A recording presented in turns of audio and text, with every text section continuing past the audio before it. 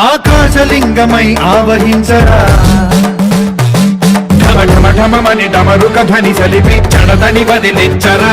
శ్రీవాయులింగమై సంచరించరా అణువణువున తన తనువున నిలిచి చలనమే కలిగించరా భస్మం చేసే అసురునే అగ్నిలింగమై ప్రవికార వరదై ముంచై జలలింగమై ఘోరా వరమై వశమై